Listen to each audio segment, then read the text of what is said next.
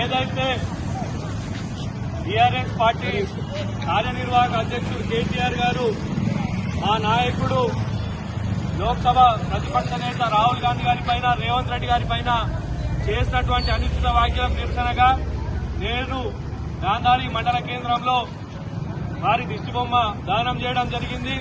కేటీఆర్, ముందు మీకు సిగ్గుశరం ఉండాలా. నువ్వు ఒక రాష్ట్ర మాజీ మంత్రివి.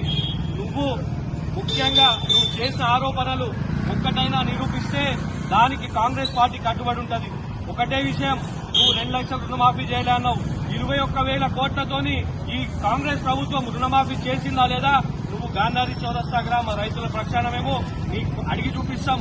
ఇక్కడికి రా, 21,000 కోట్లతోని రాష్ట్ర వ్యాప్తంగా రుణమాఫీ చేసిందా లేదా తెలుస్తుంది.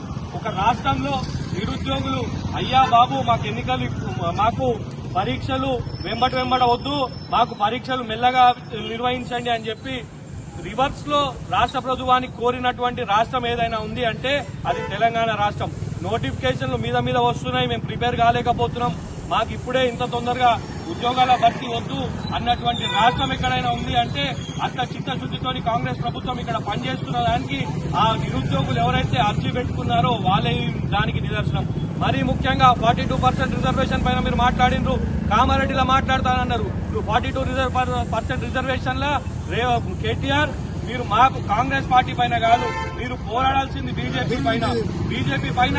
మీ కుటిల నీతి, మీ ద్వంద్వ వైఖరి ఇక్కడ ఉన్నటువంటి రాష్ట్ర ప్రజలకందరికీ అర్థమవుతున్న విషయం సుస్పష్టంగా తెలుస్తున్నది. నడు ఢిల్లీకి అని చెప్పి మా ముఖ్యమంత్రి గారు, మా పిసిసి అధ్యక్షులు పత్రికా ముఖంగా మిమ్మల్ని రిక్వెస్ట్ చేసిండ్రు. ఢిల్లీలో పోరాడదాం, గల్లీలో కాదు కేటీఆర్ అని చెప్పి మీ మాట్లాడిండ్రు.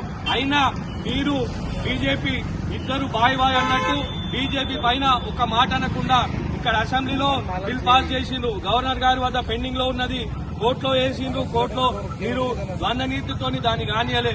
ఇప్పుడు మరీ ముఖ్యంగా మీరు పార్లమెంట్ లో మీ బిల్లు పాస్ చేయించే ప్రయత్నం మీరు చేయండి. దానికి కాంగ్రెస్ పార్టీకి సంబంధించిన ఎంపీలు రాజ్యసభలో గాని లోక్సభలో గాని స్పష్టమైన మద్దతు పలికి బిల్లుకి మద్దతు ఇచ్చే ప్రయత్నం చేద్దాం. మీరు గల్లీలో కాకుండా మీరు కామారెడ్డిలో వచ్చి మాట్లాడుతూ అంటారు. ఢిల్లీలో మాట్లాడండి అని చెప్పి మా రేవంత్ రెడ్డి గారు మాట్లాడింది. ఇంకొకసారి నోరు అదుపులో పెట్టుకో కేటీఆర్, లేకపోతే మా యూత్ కాంగ్రెస్ నాయకులు నిన్ను రాష్ట్రంలో తిరగనిచ్చే పరిస్థితి ఉండదని చెప్పి ఇక్కడ నుంచి మేము హెచ్చరిస్తున్నాము. Youth Congress KTR, youth Congress